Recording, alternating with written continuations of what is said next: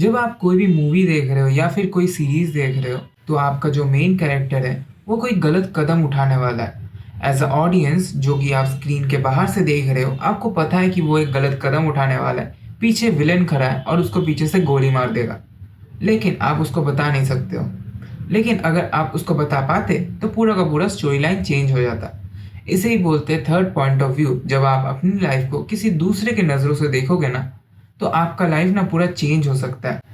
इसे ही बोलते हैं लोग थर्ड पॉइंट ऑफ व्यू। और थर्ड पॉइंट ऑफ व्यू एक ऐसी चीज़ है जिसे आप ना अगर अपने लाइफ में यूज़ करोगे, तो आप इतनी से सुतली बॉम्ब से इतना बड़ा बॉम्ब बन सकते हो। आप अपने कुछ भी अपने लाइफ में जो अचीव करना है आपको, जो भी आपके बुरे हैबिट्स हैं, वो कोई भी गंदी हैबिट हो सकती है। लेकिन जब आप उसको एक थर्ड पॉइंट ऑफ व्यू से देखते हो ना, तो आपकी लाइफ काफ़ी ज़्यादा ईज़ी हो सकती है। देखो, आप जब भी ना इस चीज़ को चाहते हो कि आपको अपने लाइफ में कुछ चेंज करना है, तो आप इस चीज़ को ऐसे देख सकते हो कि मुझे ना कोई हमेशा देख रहा है।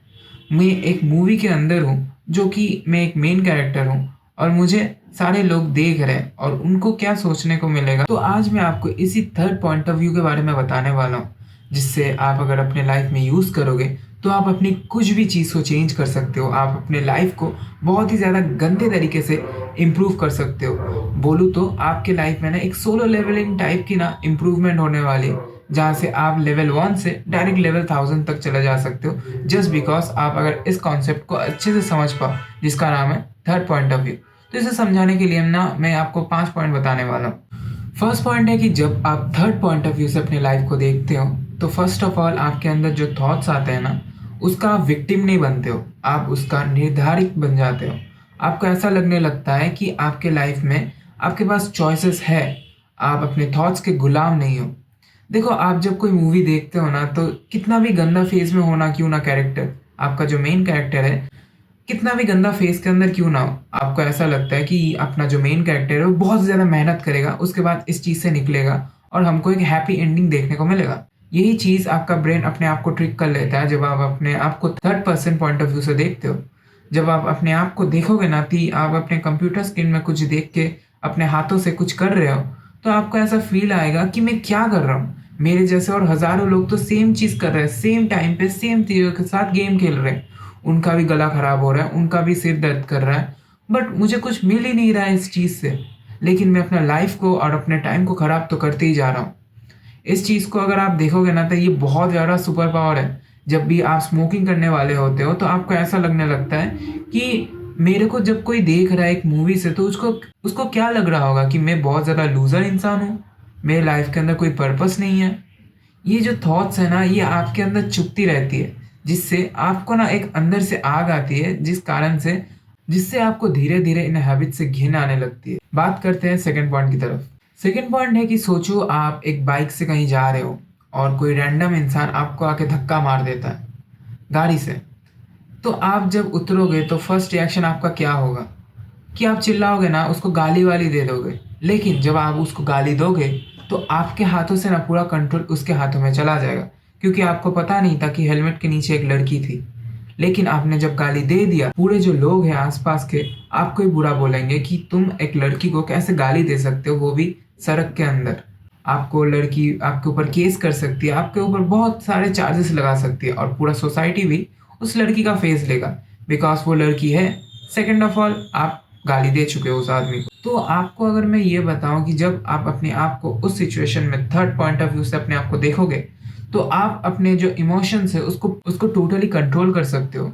आपको ऐसा लगेगा कि मैं जो भी बात बोलने वाला हूँ, इसे जो सामने वाला इंसान है, वो प्रोसेस करने वाला है। जिस चीज़ को लेके मेरा स्टोरी लाइन आगे बढ़ने वाला है। तो ये चीज़ ना थोड़ा पागलपन की तरह है, लेकिन तब जब आप कुछ भी वर्ड निकालोगे अपने मुँह से, वो एकदम परफेक्ट होने वाला है।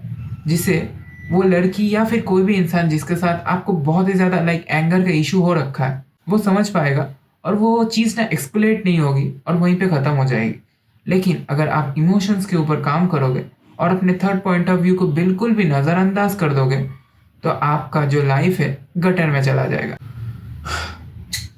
थर्ड है कि अब जब अपने आप को एक थर्ड पॉइंट ऑफ व्यू से देखोगे, तो आपका ईगो जो है, आपके अंदर जो आग है अपने आप को लेके, वो बढ़ेगी, लेकिन वो एक हेल्दी वे में बढ़ेगी।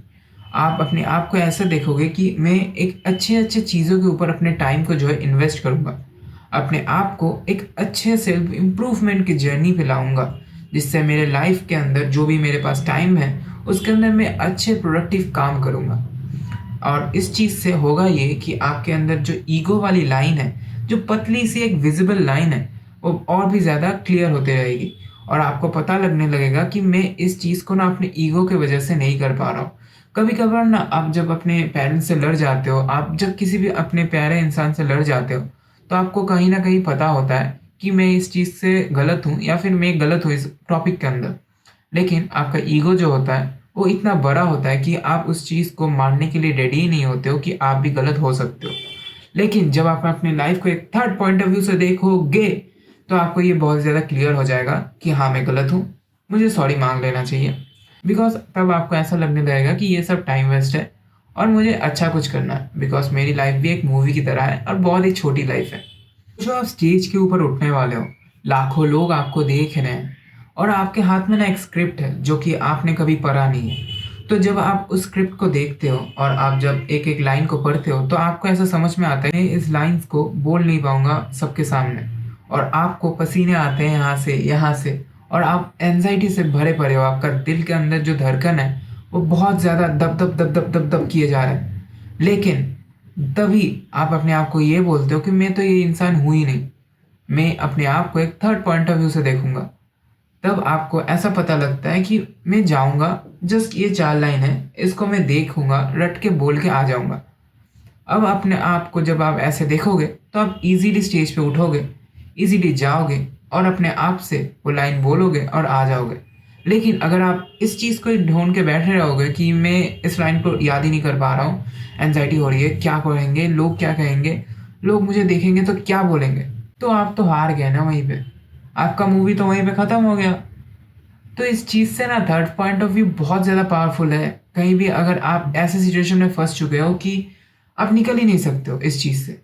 आपको ऐसा बाँध के रखा है सोसाइटी ने कि आप उस चीज़ से ना एकदम अंदर से बंधे पड़े हो और आपको एंग्ज़ायटी हो रहा है, आपको नर्वसनेस हो रहा है। आपको ऐसा फ़ील आ रहा है कि मैं कहीं न कहीं मेरे अंदर नहीं हो पाएगा, मेरे अंदर वो चीज़ नहीं है। लेकिन तभी आपको करना क्या है, अपने आप को थर्ड पॉइंट ऑफ व्यू पे स्विच कर लेना है। आपको ऐसा बोलना है कि मैं ये इंसान हूँ ही नहीं और मुझे कैसे निकलना है। अगर मैं होता यहाँ पे तो मुझे कैसे निकलना है इस चीज़ से। आपके पास आंसर आ जाएगा और आप उस चीज़ को एग्ज़ीक्यूट कर दोगे। तो यही था कुछ पॉइंट्स जो मैं अपनी लाइफ़ में यूज़ करता हूँ as a third point of view person. मुझे पता है कि कभी-कभार आपको ऐसा लगेगा कि third point of view stupid है, डेल्लू में रखता है मुझे। लेकिन सच तो ये है, जो इंसान 2026 में डेल्लू में रहेगा, वही सक्सेसफुल बन पाएगा। बिकॉज़ अभी के टाइम पे आप जो भी देख रहे हो ना, कोई भी इंसान फर्स्ट स्टेप लेने के लिए तैयार नहीं है, कोई भी इंसान क्रिंज बनने के लिए तैयार नहीं है। सबको अपनी जो वैलिडिटी है, सोशल इन्फ्लुएंस है, सबको सबको एस्थेटिक कूल बनना है और बन कोई भी नहीं पा रहे। जब कोई चीज़ का अवेलेबिलिटी बहुत ज़्यादा बढ़ जाता है, तो उस चीज़ का वैल्यू कम हो जाता है। 2026 में कूलनेस का वही है। इतने ज़्यादा कूल लोग मिल चुके हैं हमें कि अभी के टाइम पे कूलनेस का वैल्यू जो है कम हो चुका है और धीरे-धीरे जो क्रिंज चीज़ें हैं, मैं टिकटॉक के बारे में बात नहीं कर रहा। धीरे-धीरे जो क्रिंज चीज़ें हैं, जैसे प्रोग्राम में पार्ट लेना हो गया, डांस करना हो गया, कोई कोरियोग्राफी करना, कोई कोई म्यूज़िकल इंस्ट्रूमेंट बजाना, ये धीरे-धीरे बढ़ रही है और धीरे-धीरे आपको देखने को मिलेगा कि जो-जो इंसान ये सब चीज़ें कर रहे हैं, वही कूल है और आप अगर इस चीज़ को नहीं कर रहे हो, तो आप एक फूल हो। Thank you for watching this video. कल के वीडियो में अच्छे व्यूज़ आएँ तो थैंक यू सो मच।